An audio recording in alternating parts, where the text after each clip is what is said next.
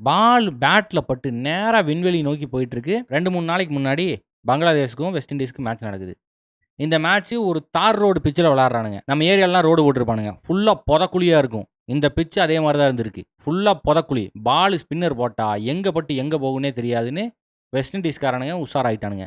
Cricket எஸ்டிடியிலேயே முதல் முறையா சுமார் 50 ஓவர 300 பந்த போட்டது ஸ்பின்னருக மட்டும் தான். பங்களாதேஷ 214 ரன்னுக்கு சுருட்டிட்டானுங்க.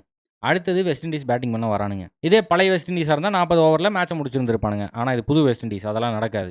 கடைசி ஓவர், கடைசி பால் வரைக்கும் எடுத்துட்டு போயிட்டானுங்க. கடைசி பாலுக்கு 3 ரன் தேவை. ஒரே ஒரு விக்கெட் தான் இருக்கு. விக்கெட் எடுத்தா பங்களாதேஷ் வெற்றி. 4 அடிச்சா வெஸ்ட் இண்டீஸ் வெற்றி. நம்ம வெஸ்ட் இண்டீஸ் பிளேயர் என்ன பண்றாப்ல, ஒரு காட்டு சுத்து. பால் பேட்ல பட்டு நேரா விண்வெளி நோக்கி போயிட்டுருக்கு. கேட்ச் பிடிக்கிறதுக்காக பங்களாதேஷோட கீப்பரு தயாரா ஓடிட்டு இருக்கான்.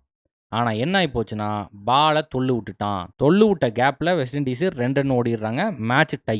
அவங்களும் 214, இவங்களும் 214. அடுத்தது என்ன, சூப்பர் ஓவர் தானே. சூப்பர் ஓவர்ல ஃபர்ஸ்ட்டா பேட்டிங் பிடிக்கிறாங்க வெஸ்ட் இண்டீஸ். அவங்க வெறும் 10 ரன் அடிக்கிறாங்க. 11 ரன் தான் இலக்கா வச்சு பங்களாதேஷ் பிளேயர்ஸ்லாம் வராங்க. பொதக்குழியில பட்டு ஃபர்ஸ்ட் பால் வைடு போயிருது. 2வது பால்ல 2 ரன் அடிச்சு போடுறாங்க. ஆனா என்ன ஆயி போச்சுன்னா, அது நோ பால். ஸோ இப்போ மொத்தம் 4 ரன் ஆயி போச்சு. இன்னும் வெஸ்ட் இண்டீஸ் ஒரு பால் கூட போடல. பங்களாதேஷுக்கு 6 பாலுக்கு 7 ரன் தான் தேவை. போட போற பாலு ஃப்ரீ ஹிட் வேற. ஆனா அதுதான் கிடையாது. நம்மால் போடல. 9 ரன்னுக்கு டீமை க்ளோஸ் பண்ணிட்டான்.